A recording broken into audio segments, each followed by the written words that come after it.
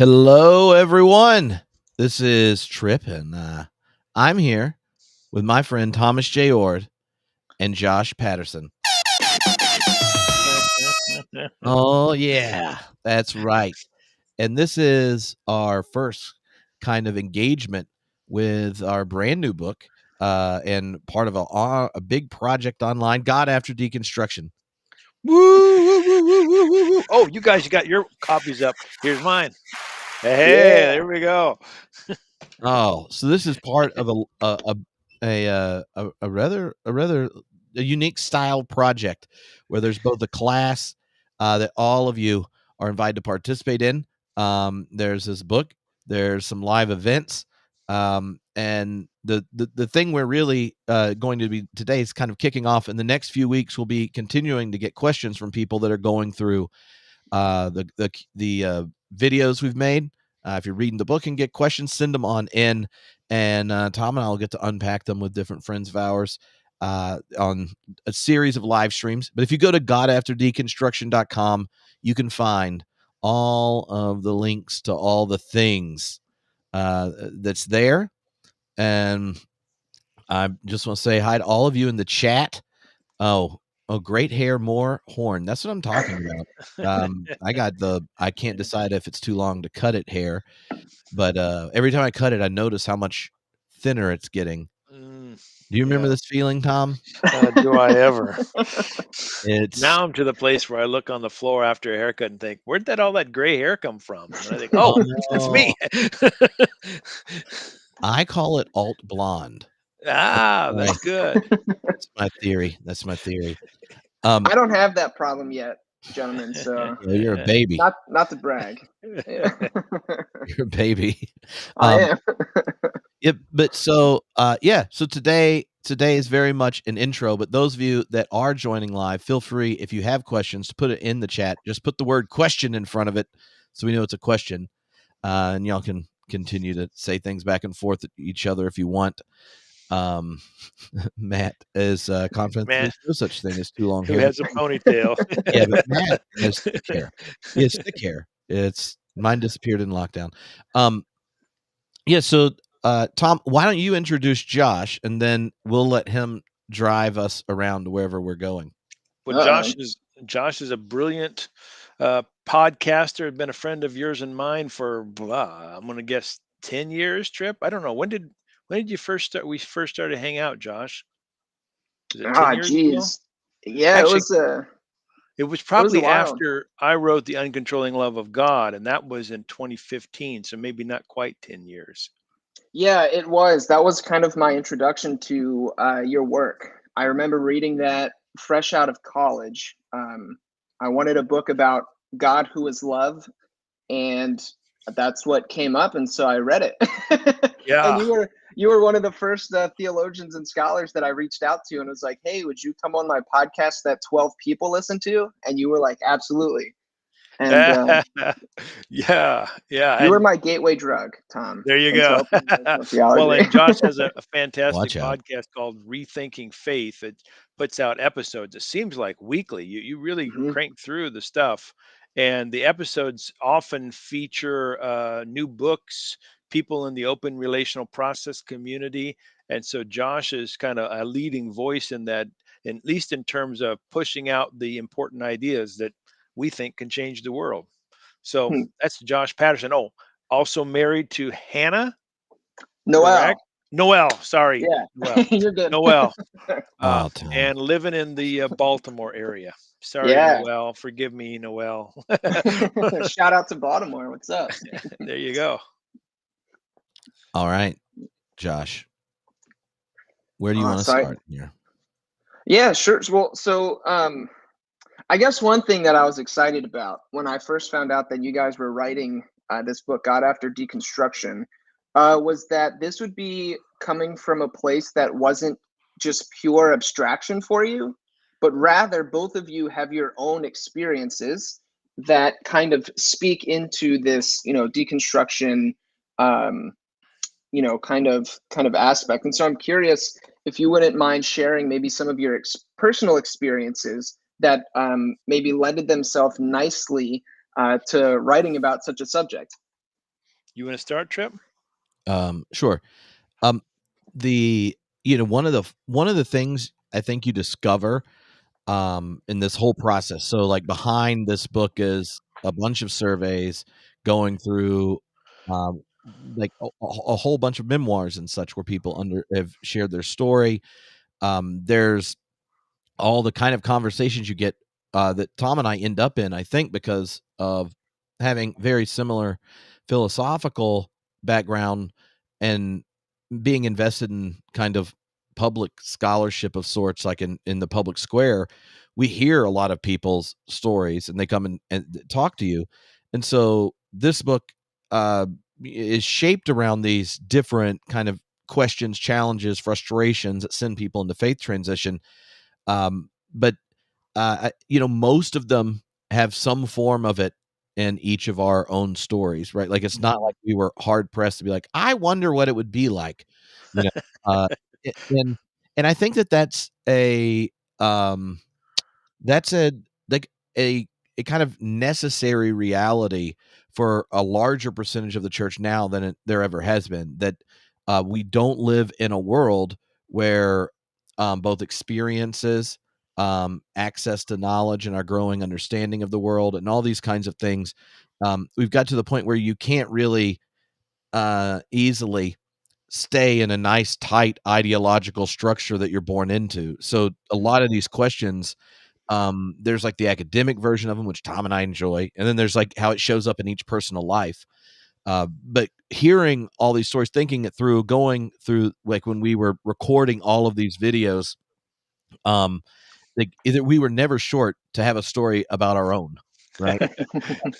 And I think for me, the the place where there was a big breakdown of sorts, one where I didn't know what I'd look like on the other side, was really after 9/11, and the kind of Islamophobia, pin chants for war, and all this kind of stuff, and you can read about it in the book. Um, so problematized the church's integrity as a witness to Jesus, someone who bore a cross and didn't build it, and wouldn't preemptive strike is embarrassing even if you're in the just war tradition. So then all those suspicions are there, and then we find out uh, even the justifications that were used weren't accurate for going in to Iraq and things, and like all that kind of stuff led to like, what's the point of engaging and being connected to the body of Christ and the church when it's other places in the world that are voicing the kind of suspicion and criticism to imperial militaristic solutions. There other people are doing it better than the church, and the church are like rallying around, pushing forward this kind of thing. Um, and it was in that process where I had to, like, kind of in a sense, I broke up with the kind of initial naivete and love for the church. But I realized over that season in undergrad, it was my sophomore year, 9/11 was, that my encounter with the divine and such wasn't as problematized as my relationship to the church. And so obviously that sent me off to I've spent the last 16 years on the internet trying to talk people into not having light beer Christianity, but brewing your own zesty faith. And I think it's deeply connected to both an account of the divine that animates, moves me, has helped me wrestle with questions of science and religion and pluralism and all that kind of stuff, and is a picture of the divine around power and stuff that doesn't that coheres with what you see in what Jesus said, what he did, what he endured, the kind of promise of life on the other side of death, right? Then at the very beginning of Eastertide here, like all those things, I had to get to a place where my love for my encounter with Christ and my understanding of the world had some harmony, and I didn't really experience the big disjunction, even though I asked plenty of questions about the Bible and some other stuff before, until the public enactment of the church in America was so vile to me that I'm like, it's kind of like, why would you wear, I felt about that. I mean, this is an analogy, but like, kind of like if someone made me wear a Celtics jersey, right? Like, I love the Lakers, and if I have my favorite players on some other teams, and like I might wear the jersey, but the idea, like, I love Shaq. Would I ever put on that one time Shaq played for half a season for the Celtics? And would I wear it? No, I wouldn't. Right. And so for me, it was that experience that kind of pushed me so far out of the community I thought I resonated with, that then all these other questions kind of got tangled up. Yeah, for me, I know when we went through the surveys and I read various books and listen to podcasts, one theme that I've found often is that people who deconstruct do so because the church has hurt them in some way, or they've grown disillusioned from the church. They thought the church was going to be this place, the people were going to be like this, the organizations and institutions were going to be holy, righteous, God fearing, all loving kind of places, and then they found out that that wasn't the case. And for me personally, I don't know that I ever really thought the church had it all together. Like, even as a kid, I was pretty cognizant of problems in my local church, and my parents happened to be leaders in the wider church, so I was involved in what we call district level things, and I can see lots of, at least what I perceive to be, problems there. So while the church has definitely hurt me, um, for me, it was really the intellectual questions that pushed me to be an atheist for a short period of time. It was reading really smart people in other religious traditions, or who didn't believe in God or couldn't believe in God, and taking their comments and things seriously, that led me to doubt that I had good reasons to believe in the God that I believed in. And that was a major moment. And then later on in life, when I read Jacques Derrida's work, um, I had a sort of a deconstructive. Well, I didn't sort of. I mean, I lost confidence in the language that I thought was going to carry my faith tradition, because I thought that language was absolute, sure, and I could trust it. And Derrida showed me that that wasn't the case. And my journey back to believing in God is an ongoing process, in which open relational process theologies strongly have helped me in great ways to kind of piece together a way of thinking about God that makes sense, at least to me. Yeah, I think experientially for me, it was a bit of a mix of both. I had very negative experiences in the church, but not as a congregant, but as a pastor, which I'm pushing people like Dan Koch to do some freaking research around pastors who have experienced spiritual abuse at the hands of other pastors, because I think there's like an extra layer there, right? But so there was that, but then also kind of the intellectual challenges as well. Specifically for me, the problem of evil, which really was generated from my own experiences, were big.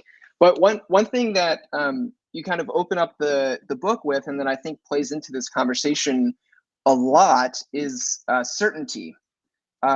Growing up for me, the faith I was handed was one that was certain. We had to build our faith on a firm foundation, a certain foundation, and then all of the pieces kind of fit together like a Lego house or something. But then one day, when one of those pieces was pulled out, the whole thing blew up in my face. And so what, for you guys, because now I think both of you are able to hold your faith with conviction, but also with open hands at the same time. What does that look like for you personally? What's the, do we have to choose between absolute certainty on one side and nothing matters, everything is relative, this is all, whatever you think, on the other? Go for it, Tripp. Oh, okay. I mean, I think the question of certainty is experienced differently depending on where in the church you grew up. Sometimes certainty, to question certainty entails questioning the veracity of your faith. For something not to be certain, it's like a threat it's like a disvaluation of your own experience, right? And this is something that I didn't have a version of the faith growing up, even if I was a Baptist preacher's kid, where a good question meant like all of a sudden your soul or the whole truth of Christianity and the love of God and Jesus was in jeopardy. I was given books, and the whole, like, all truth is God's truth meant, go figure it out and wrestle with it, and that's a positive thing, right? And so, like, for some, I think certainty is something that's required because you have to know the truth in some kind of intellectual assent in order to justify and validate your own experience and encounter with the divine, right? And so if that's the case for certainty, and sometimes that's putting it in the teachings of the church, sometimes that's putting it in the authority of the Bible. There are all these places, placeholders for certainty. But I also think there's a sense in which every human being wrestles with what to do without certainty, because wherever you're born, Sartre has that line that we're always already embarked, right? Like where you come of age, like the language you use, the symbols, the stories, all that kind of stuff you didn't pick. And wherever you are, like in that frame of mind, like it's not all good.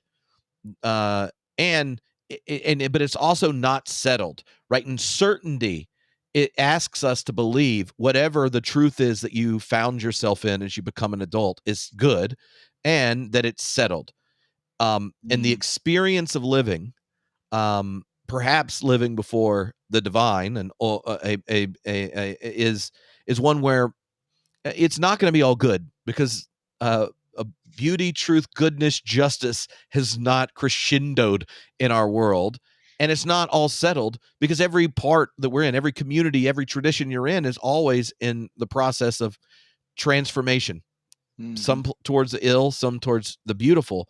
And so for me, certainty, the breakdown of certainty is partially like just acknowledging reality. But when certainty's gone, when you can admit that it's not all good and it's not all settled, then what you're inheriting, that tradition, actually becomes a place for asking questions again. And that, to me, is the gift of kind of moving beyond certainty that I've discovered, is that any tradition you're a part of, and Tom and I have a list of them that are the same, right? Like, we both come out of a very pietist side of American Christian Protestantism. Like, unlike a lot of our friends who might have the same philosophical opinions across different religious traditions and none, we are likely to get emotionally moved singing worship songs that our friends won't. So we have like that thing in common. But we also like have deep, strong-held opinions about Whitehead texts that 0.001% of people on the planet have read. And in that tradition, we have very particular ones. We're more likely to footnote David Ray Griffin than some of our other interpreters on particular things. And in that tradition, for people that grew up taking scripture seriously, we both did. Half the time when people tell us we're not biblical, we quickly realize we've memorized more of it than they've read, right? So there's like that moment. But whatever these different kind of traditions you're in, one of the gifts of them, like cultivating gratitude for them after certainty, is been the way I've tried to describe it, because traditions enable you to ask questions because you can't ask them all at the same time. And I think why getting over certainty is a gift to deconstruction is it goes like, let us ask really important questions, but in order to ask the right one right now, I have to have a framework. I have to have things to work with, right? So when I saw American Christians cheering on George W. Bush and getting us into a war in Iraq that somehow related to Afghanistan, and intelligence that is sketchy and all that kind of stuff, I could chuck out all my traditions, and I could do what? Or go like, no, within it, we were called, I don't know, to pray for our enemies. We were called to take up the cross and follow Christ. And that cross is one that faces down imperial power. It's a symbol of it, right? Like the tradition itself allows you to ask different questions. And also it allows you to be questioned. This is the other big side for me of what happens after certainty, is that no longer am I the steward of final questions. I then read something like Crossing the Lynching Tree by James Cone, and it resonates with this questions of power and all this kind of stuff that process people like and things. But then it goes, yeah, but what about the lynching tree? Like, and then the tradition has the authority to challenge me. It doesn't force my answers, but then becoming uncertain about the way hierarchies, the way racism, the way nationalism, the way all these things that can be so ugly and obvious when you're outside of it. In what ways is it still inscribed in me? And by having by my commitment to the way of Jesus, allows not just my questions to be raised, but also for me to be questioned. And that there are some things, and you can, if you roll through the different topics here, some of those deconstructions are things that have to happen to move right into more faithful alignment with the way of Jesus. And I think without getting over certainty, then all these questions that get raised are either things you conquer, you explain, or you relativize by saying you already believed it, even though you didn't. And I don't think challenges to us or the challenges we face in life are things to be conquered or to be dismissed or repressed or that kind of thing. So I like that.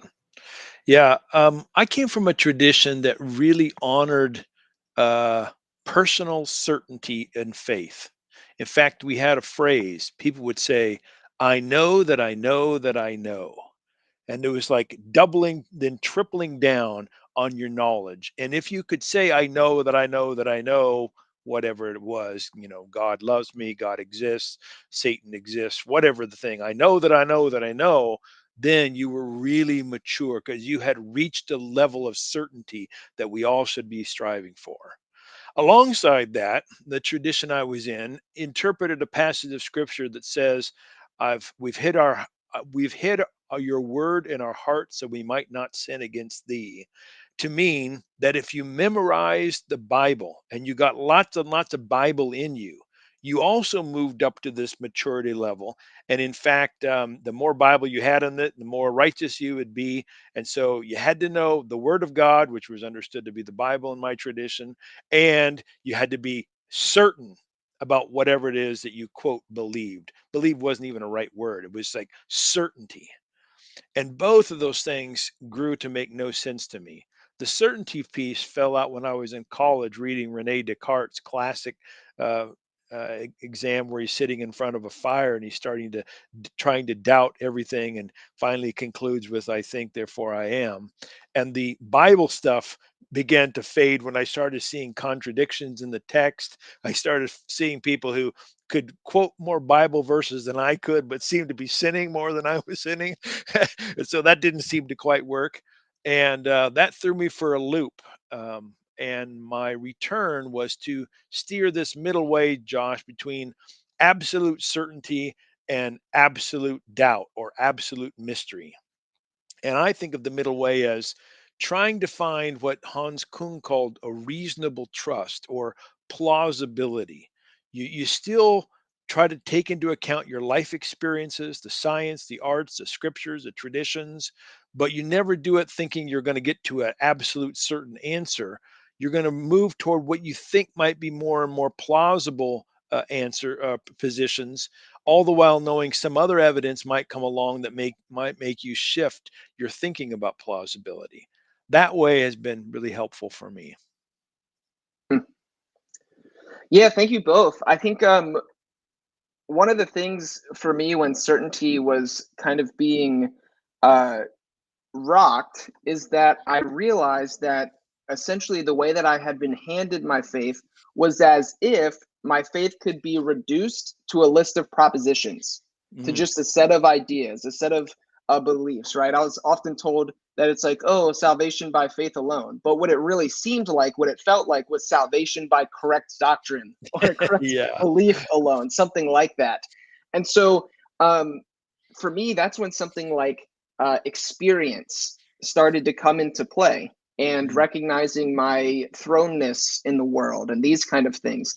So when you think about deconstruction outside of just interacting with pure ideas, what's the kind of experiential aspect maybe for you, if we want to talk about faith not as something that can purely be reduced to here's the list of 10 things that Tripp and Tom affirm?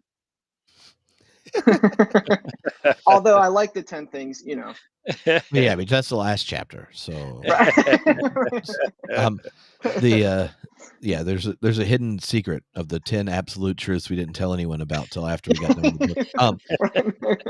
Well, you know, I think and this is something that those of us in a process relational framework value in a pretty intense way, because a lot of depictions of the divine, our experience and our encounter with the divine is tertiary to the divine life. You know, and some of the more intense kinds would describe divine perfection, where like change or to be moved, all these kinds of things are beneath divine perfection.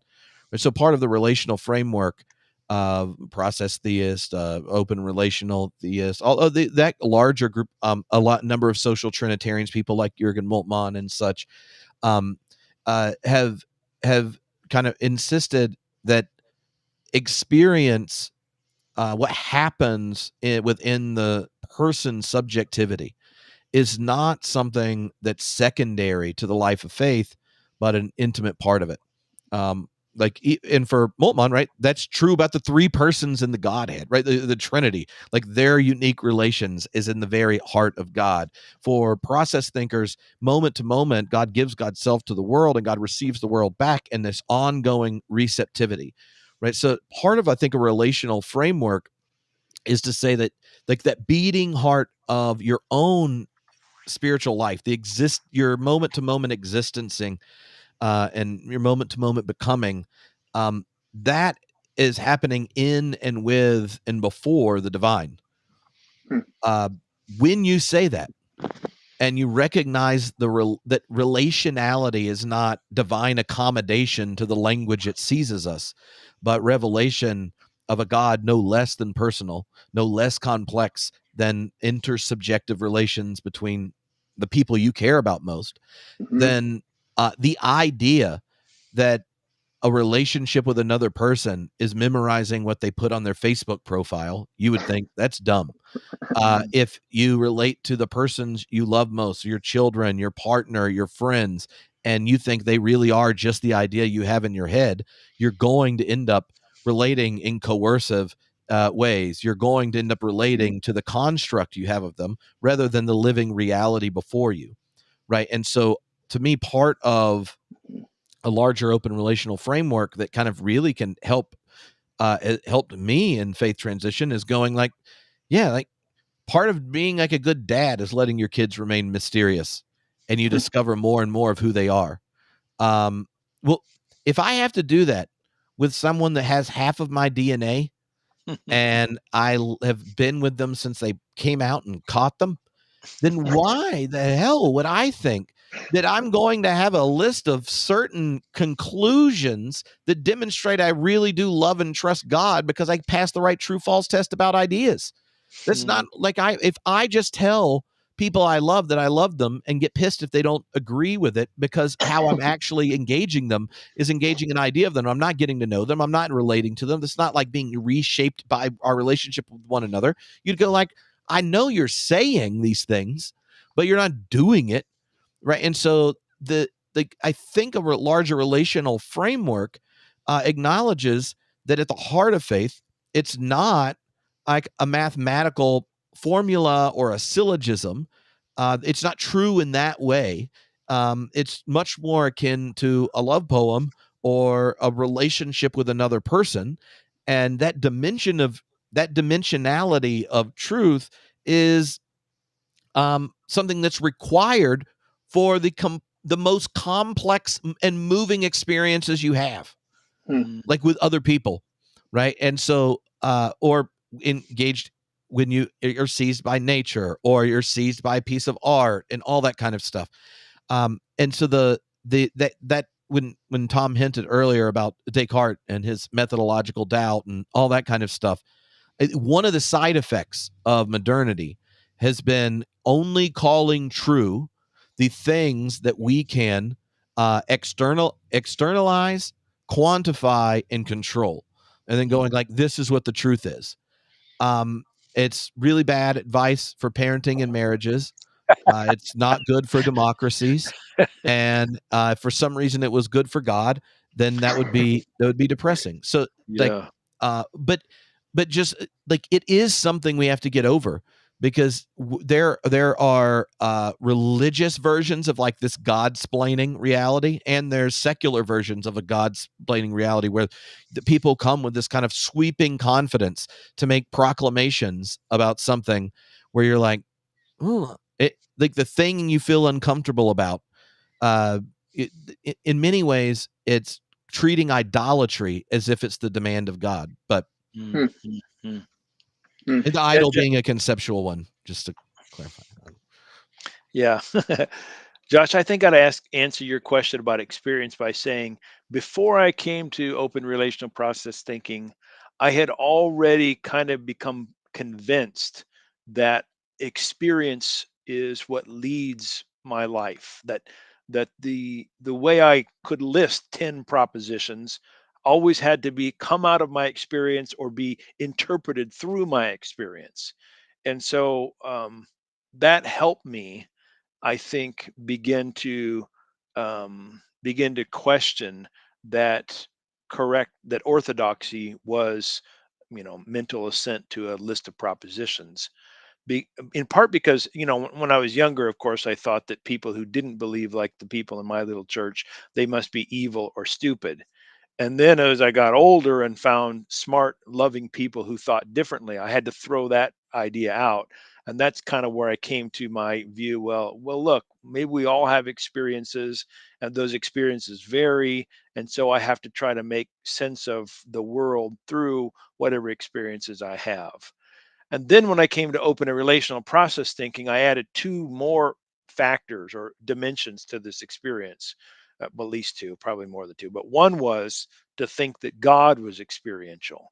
And that went down really easy because I had already come to the belief that God was a loving God, that God was interactional or relational. And so to say that God was experiential just fit perfectly. I just hadn't really thought through it very carefully until I started reading, some in the process tradition. But the second one was a lot harder for me to swallow, and that was David Griffin saying, like William James, that all of reality is comprised of drops of experience, or what's called Panexperientialism, or what I like to call mental material monism. That took me a while to sort of embrace the notion that everything is comprised of experience or is experiential. I finally came to think that that's the best way to think, but not everybody in the open relational camp will go down that road.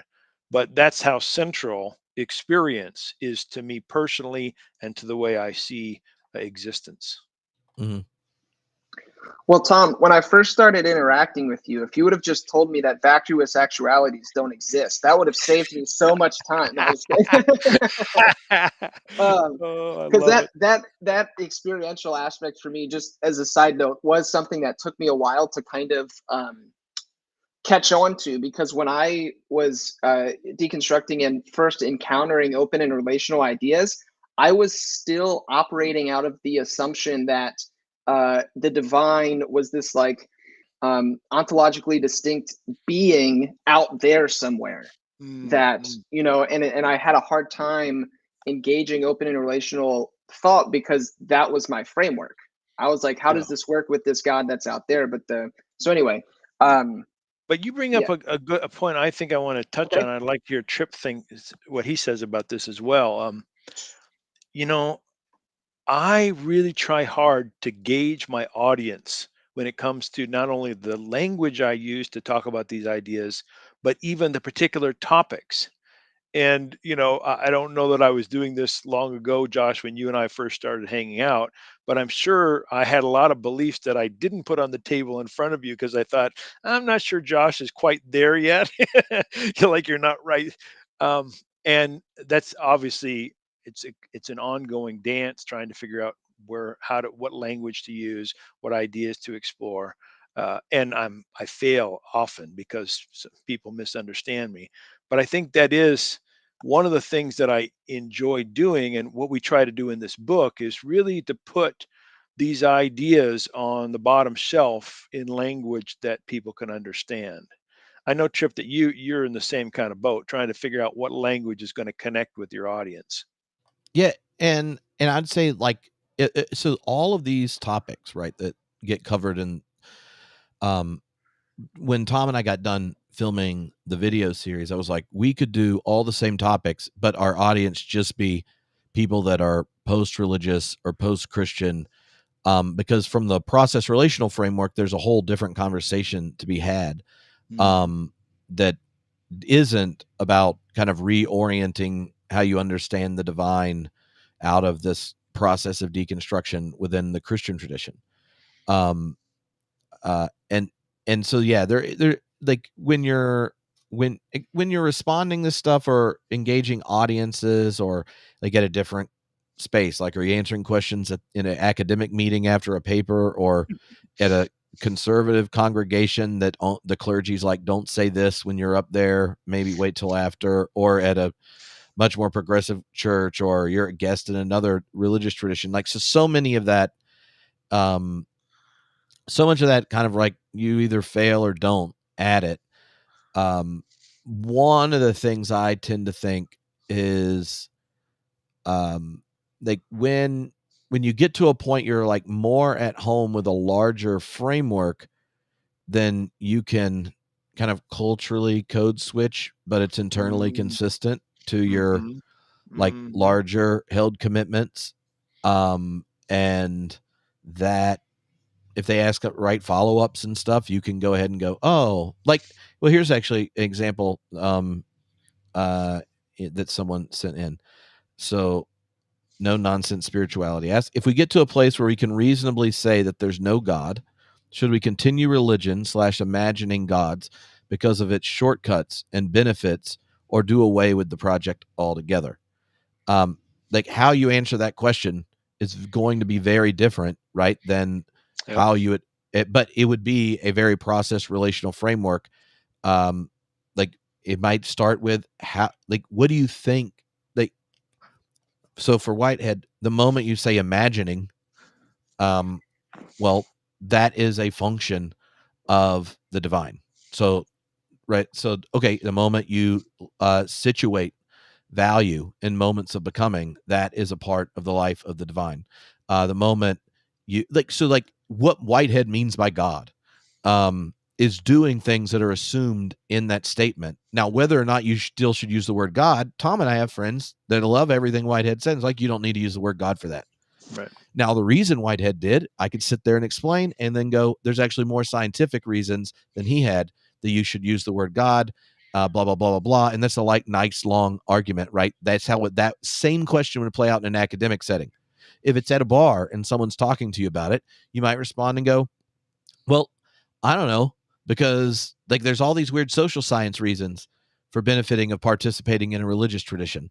There's also, as someone very politically progressive, I find that if people opt out of traditions that can make demands on them, right, in the past, right, the question of certainty being challenged from the outside, that like how do you get challenged from the outside out of when you've been detraditioned?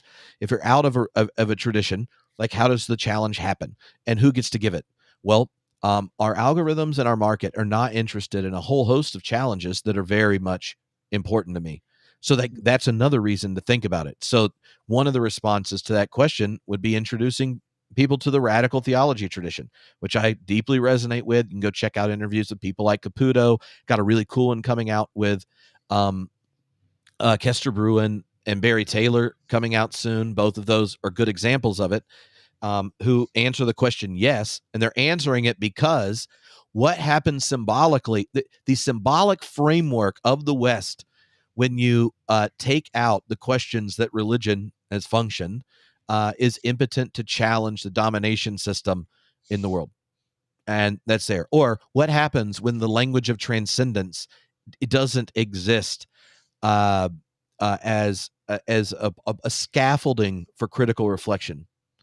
Anyway, so like there's so many different ways you can go with those questions, and part of our weird moment, right, is what used to happen in different departments in the university for the few people that happen to be there just happens for everyone, and a lot of them got thrown what was a philosophy of religion graduate school seminar question, and they're an electrician at 35, and they're like sitting there going, huh, what do we do, right? So like the real goal for this book was for those coming out of the Christian tradition to be able to watch the videos and read the book and kind of wrestle with it.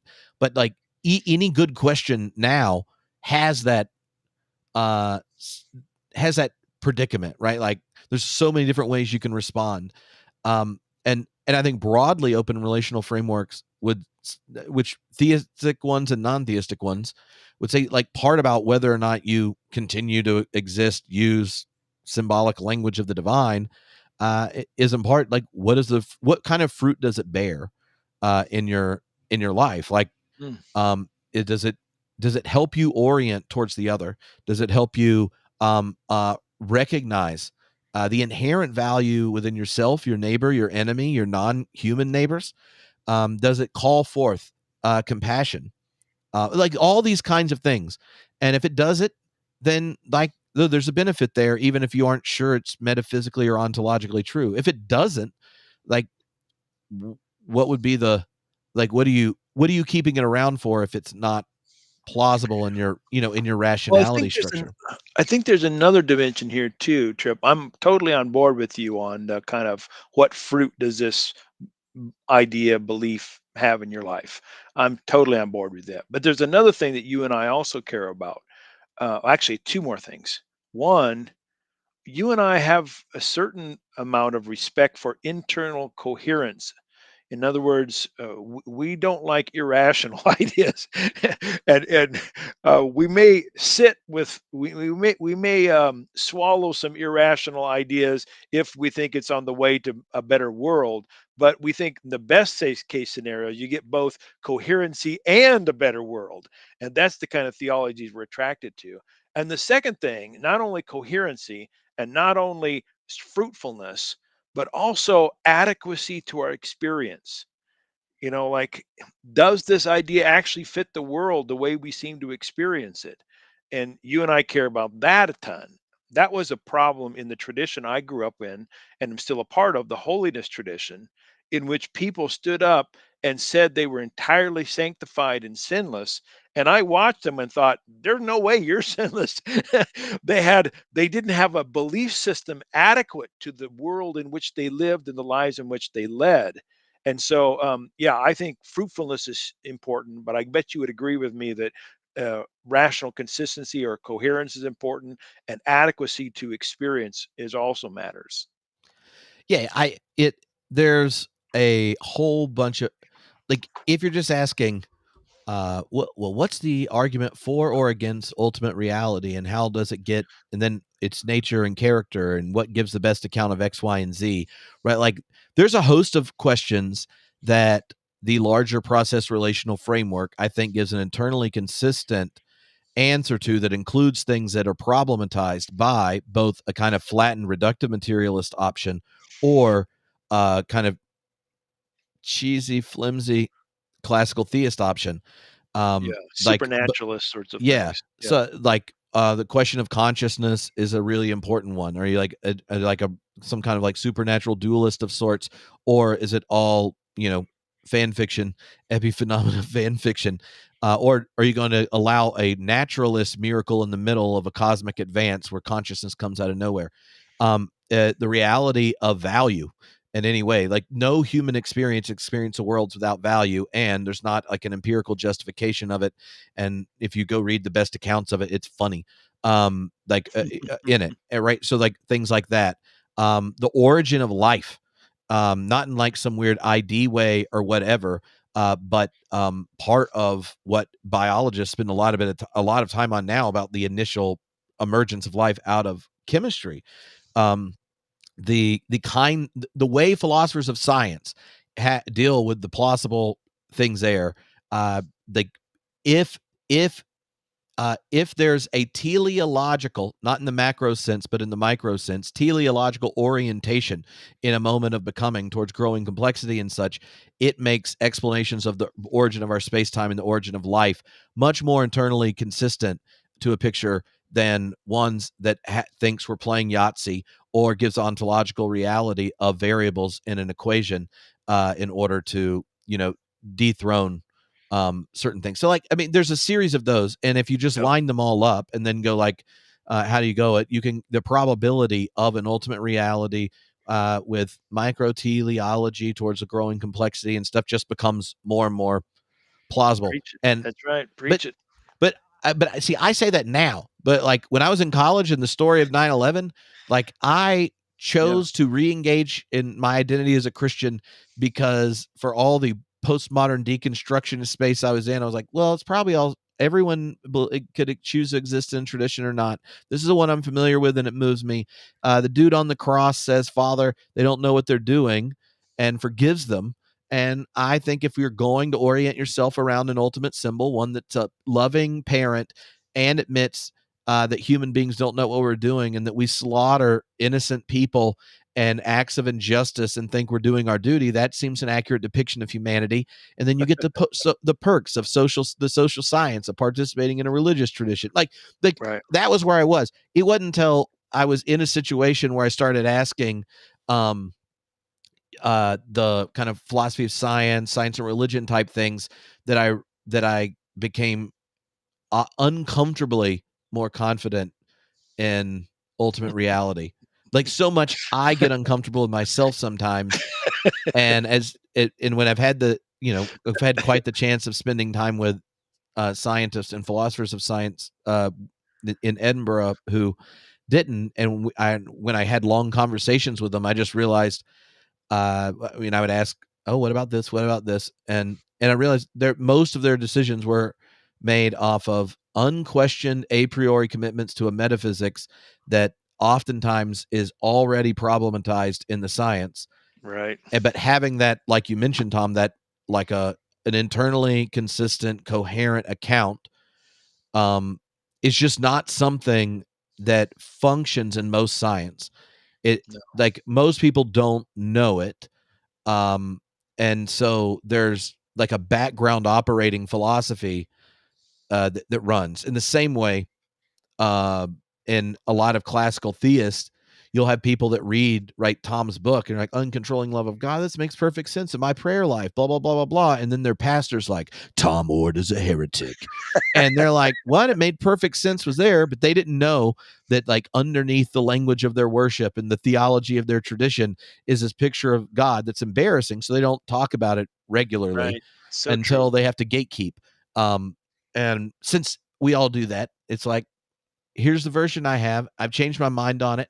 And some of us that probably take ourselves way too seriously have like an ongoing list of like what things could change where then you would change your mind on X, Y, and Z. And oddly enough, the larger science and religion questions made me more confident about an ultimate reality than less. And I was perfectly fine being a Christian that was like, God, I don't know, perhaps. So that was a long aside. Yeah, sorry. and I'll stop talking so Josh can ask his questions. Sorry, Josh. Yeah, no, yeah, it's Josh. good. This is my kind of jam right here, so I'm here for it. I know what I signed up for.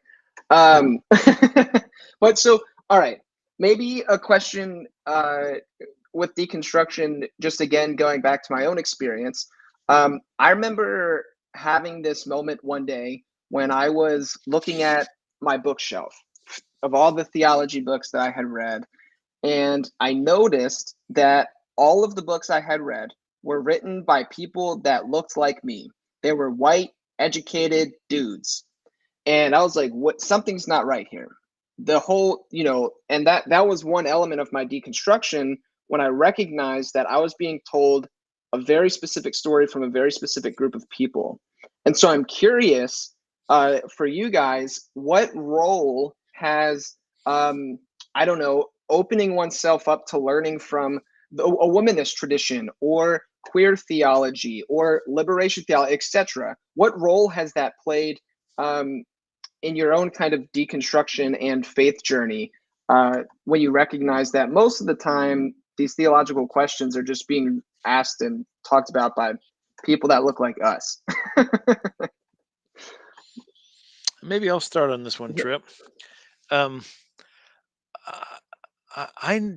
never had the explicit patriarchy problems that some people have. I'm sure I have them implicitly, and patriarchy has affected me. There's no doubt, being white and all that. But one of the advantages I had is that my mother was a pastor, so like didn't think that was weird at all if women could teach and preach and write and whatever. Also, early in my development, a book written by a woman named Mildred Banks Wynkoop called A Theology of Love. It was bantied about in scholarly circles in my tradition. I loved it. Some people hated it, but there was an example of a woman theologian doing high quality work. And so that was no surprise. I grew up in a community with lots of Hispanics, and I was very active in their church traditions. I didn't read Hispanic writers until I was in college, in which I cut an album on liberation theology after reading Gutierrez, but I'll not go down that rabbit hole. But even though I've had the advantage, I think, of having voices who are not white males, you are exactly right that most of the books that I read came from folks who were like that, and still are. It's still the case. That's not changed. And what has helped me, I think, a lot is to discover that despite some, I'm sure, implicit prejudices and biases that I hold as a white man in America, that a lot of the questions and the deconstructing questions I have asked are also being asked by people of color, people who are, non-binary and women, people outside the U.S. And that's one of the great things about doing this book is I was able to read widely and discover that this phenomenon isn't just limited to evangelicals in America. So that's kind of me just wandering in answer to that, Josh, by saying I agree with you that that is an issue and it has affected me, but I've also fortunately had some advantages. I call them advantages of having access to people who don't fit the white male category, and finding those people. They just shape the way I see the world. Yeah, I would say, let's see, I guess there's two responses. One is, this is an interesting question where people are wanting to know more. Like last week, Grace G. Sun Kim and Susan Shaw and I did a conversation, and there was a whole bit in it, like precisely around this problem of the way in which what was normative for Western thought, both in philosophical and religious traditions, has been the literate, the land owning, educated, often men, and such. So, like, part of one of the coolest things I think about doing theology in the present is that a larger percentage of the body of Christ has the ability to speak, be heard, and included in, what's the body of Christ's testimony to the divine in the present.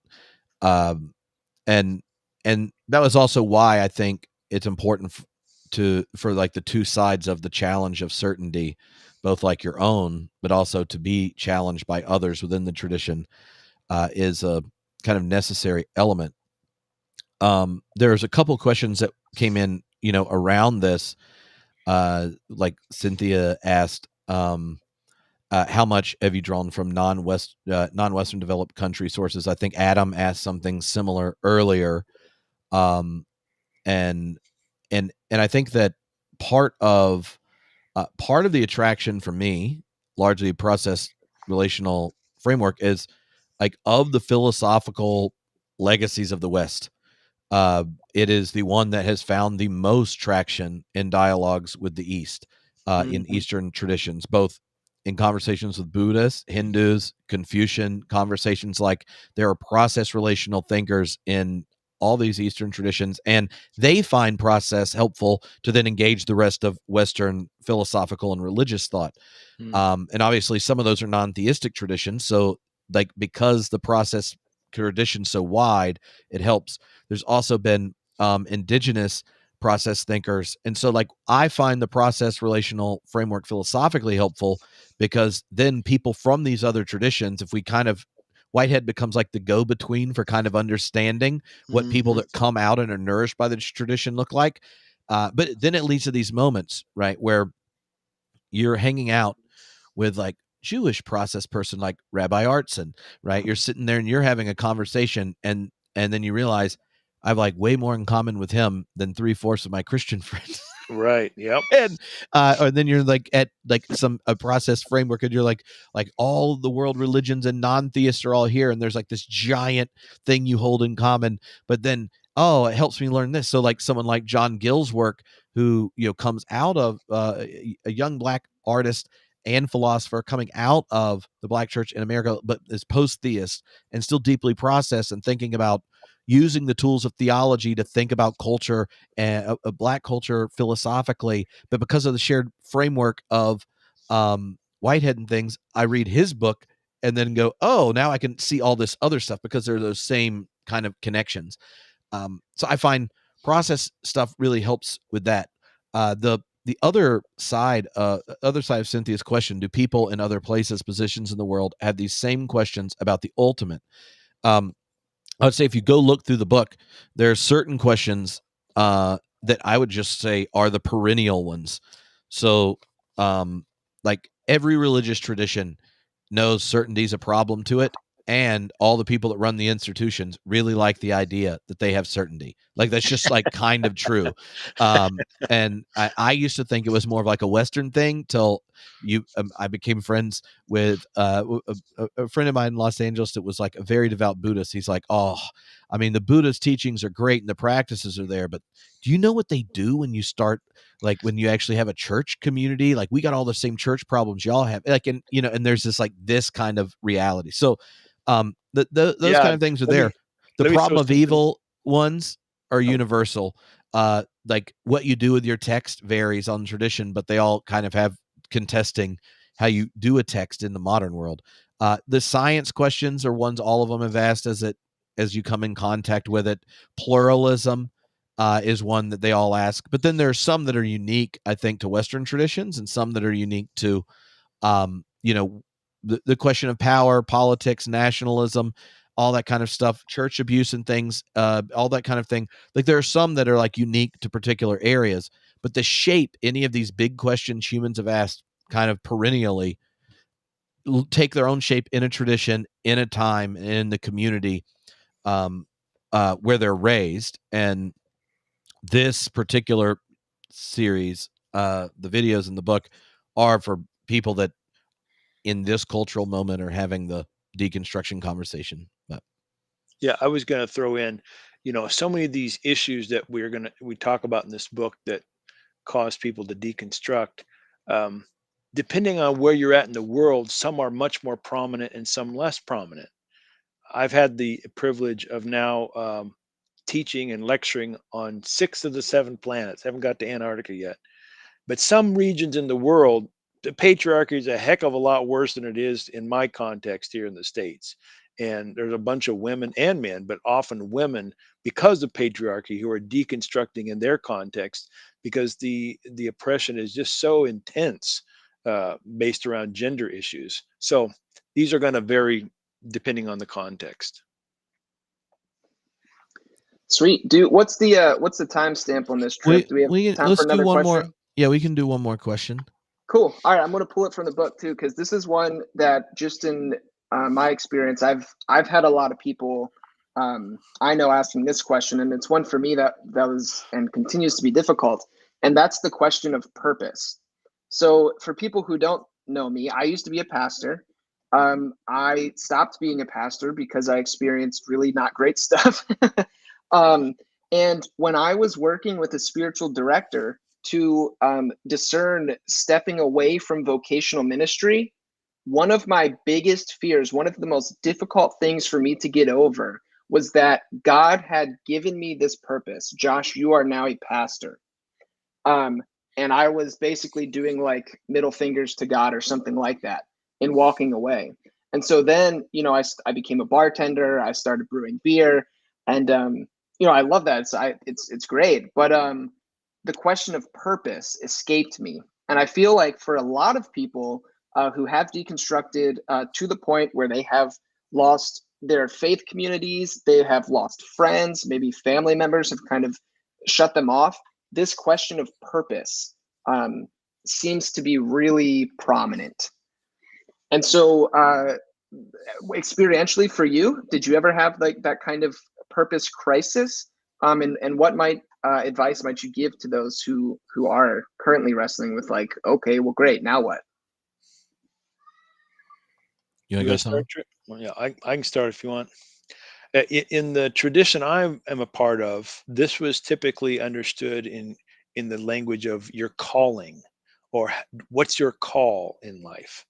And the assumption seemed to be that God had predetermined a particular vocation, another word for call, a particular vocation for any individual. God had also predecided if they were going to marry and who they were going to marry. God had all this stuff sort of, if not laid out in detail, God had a plan in which then it was our job to find that calling, and that usually in testimonies people would witness to discovering their calling in some dramatic way at a mountaintop experience, or at church camp, or at the altar of the church, or some sort of situation. And so once you found your calling, then you had to live into that calling, which means that you had to then follow the track God had predetermined for you, apparently from all history. And open and relational theology pretty much says that way of thinking sucks. That doesn't make sense, at least in the sense of God predetermining things from history. But as Tripp mentioned earlier, we sometimes prefer to make a distinction between macro purposes, as if God has got a blueprint, the details already determined, versus micro purposes, which is that at every single moment, God calls us to what's best, given what's possible and the context of any particular moment. So we can say God really does have micro plans for each person and each creature in each particular moment. And God has general goals related to love, justice, beauty, zestiness, intensity of experiences.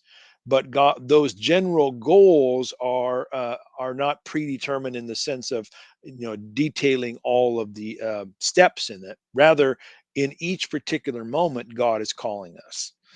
So for me personally, that has helped me, Josh, because I never had one of those dramatic altar call kind of things that said, "Tom, you need to go be an electrician or a pastor," or whatever it was. And it was I came from a tradition that emphasized free will. So even though before I had heard of open theism, I always had in the back of my mind that freedom meant that God had to make adjustments along the way because people were going to choose badly or poorly.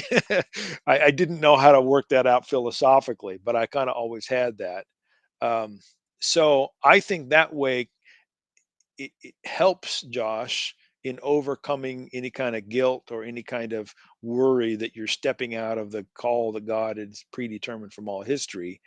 It does, though, however, present a new problem, and I mean, that's not a new problem. It just it means then that we're constantly trying to discern what it is that God or the Spirit or love is calling us to do moment by moment.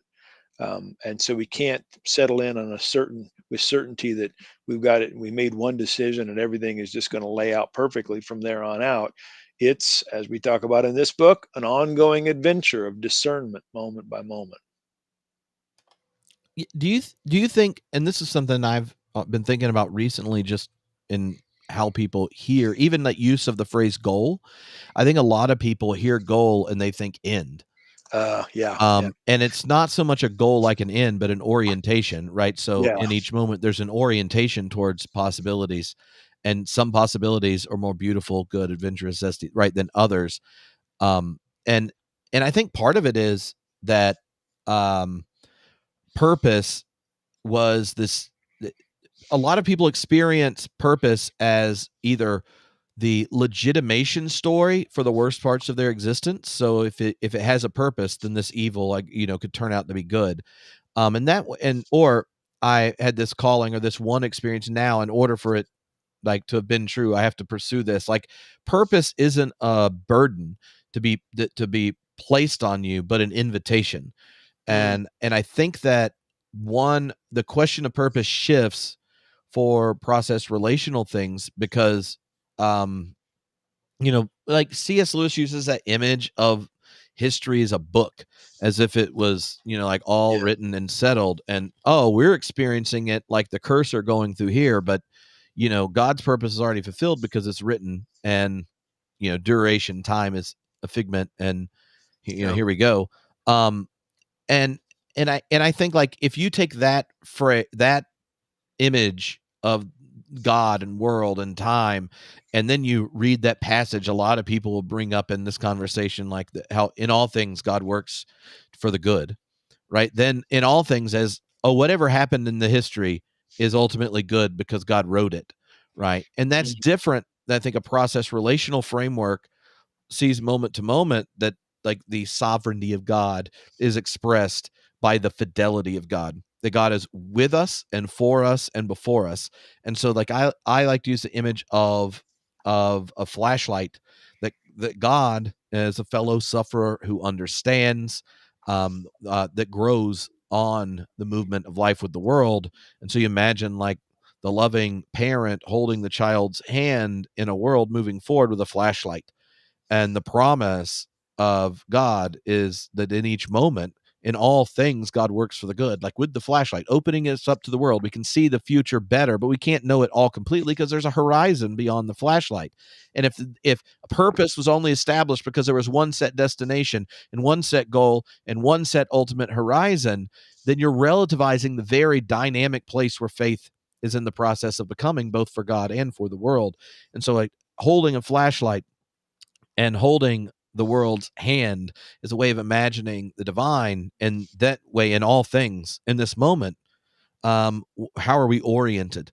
And then in the next moment, in the next step, whether good or ill, what here's the hand, here's the flashlight, and what is the orientation? So in all things, in all the steps, like, what are we moving towards? That to me is one, it's more compelling. It resonates with the testimony of the Hebrew people, right? That God is the one with hesed love, a kind of unshakable faithfulness. It resonates with even how the earliest testimonies to Jesus, that he was the Philippians through him, the one that was faithful all the way to the cross. It resonates with Mary and Jesus, dynamis prayers of the Spirit. Let it be unto me, not my will, but thine be done. All of these kinds of things at the very heart of the Hebrew and Christian traditions have this sense that, like, part of the purpose was staying connected to the divine and going into the horizon right in front of you, trusting that the call and lure of God, that this vision of the kingdom, if you're Jesus, the call of love, all these kinds of things are to be found in this next moment. And by walking faithfully in those places, you open up other possibilities in the future. Um, and that's something all of us have experienced.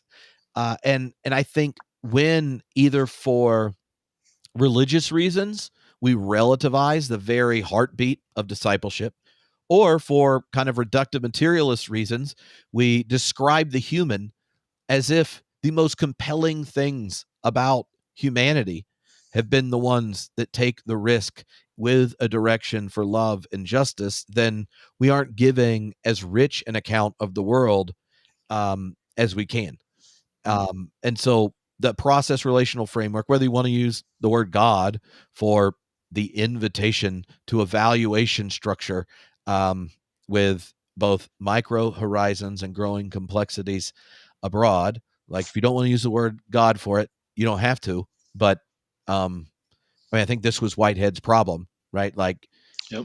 well, that is the word in the West we've used for this. These are the realities in both the scientific world, in the phenomenology of the human experience, and it is the symbol God has been occupied by Caesar's editors, and we haven't let the concept of God run through the story of Jesus, that Galilean vision. And so, like, to me, that's why Whitehead is so compelling and helpful, because there's both the phenomenology of purpose that is part of human life, just like the consciousness, something that has to be included, and then there's the like, you take a step back and look back, then it's hard to tell a story of the cosmos where the creative advance isn't something that demands an explanation. Right. Yep. But the creative advance doesn't require a completed volume. Nope. But it does require a master weaver of sorts, weaving together the micro horizons of moment to moment towards a web of complex relations. And it, in whatever way you can, you trust the energy of creative advance, whether you use the word God or not, it does give you permission in ways to wrestle with what you are doing in this moment and what you're bringing into the next. And while you can be connected to all sorts of other places that have agency, I think it actually gives you it actually orients you to think about what can you say, do, not do, to bring beauty into this next moment, and then you'll get to do it in the next moment, and then you'll get to do it in the next moment until you get to your last moment. And that kind of web or vision, I think, is a helpful way of thinking about purpose, when so much of the public conversation is either eradicate purpose from our accounts of everything, and that's hard to do, or we claim everything in history for God's ultimate purpose and then have to do a hit job on what love looks like in order to weave the evil and suffering in. So Can I say something about the God stuff? Because Tripp has several times made comments about whether or not you want to use the word God. And one of the things that the testimonials that I have read of people who deconstruct, there's a good number of people who just can't use the God word anymore, the G word anymore, because it's been so hurtful to them. And the way they think about God is so abusive and makes no sense. It's nonsensical. And so they're sort of setting God aside. I empathize, sympathize, respect that. But I have a more radical, and I think Tripp joins me in this, a more radical approach. What if we try to retain that word, but reinterpret it through the Galilean vision, as Tripp mentioned, in ways that make sense of our deep intuitions, that harmonize with the ways of love? If Kathy Escobar's right when she writes her book on faith shifts, that people who deconstruct, very few of them become atheists. Most of them still use some sort of God language. If the latest Pew research is right, that the vast majority of people who identify as nuns, N-O-N-E-S, still believe in a higher power, still are spiritual, and still believe in God, why not take a strategy in which you try to salvage the God word in ways that actually is winsome and loving and excellent?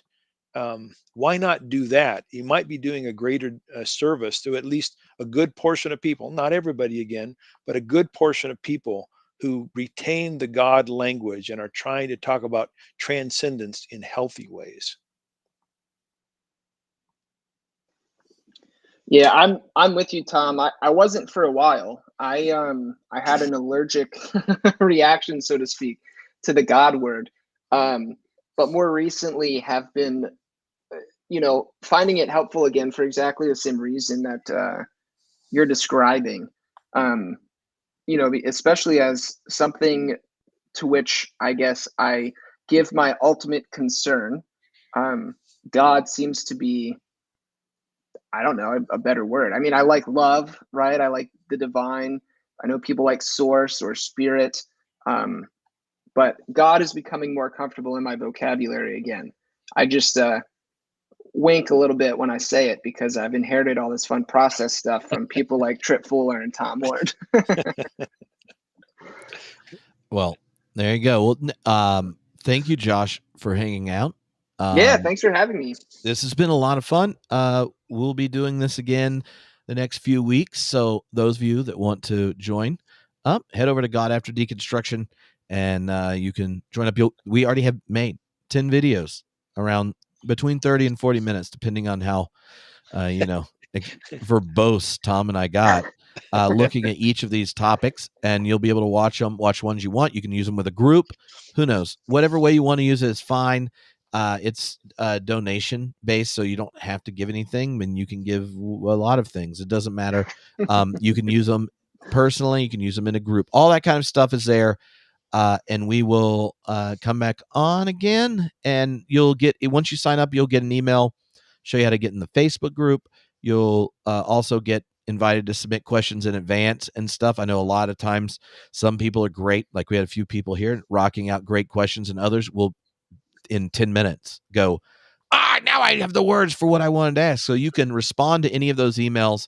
And we have an ongoing Google Doc of questions from people that have watched the videos or been a part of the live streams, reading the book. Got questions, send them on, and we'll definitely try to organize ones that are around similar topics. But yeah, it's been fun. I appreciate all of you that have hung out live, and especially all of you that have already signed up and went and got yourself and all of your best friends the book. There you go. All righty.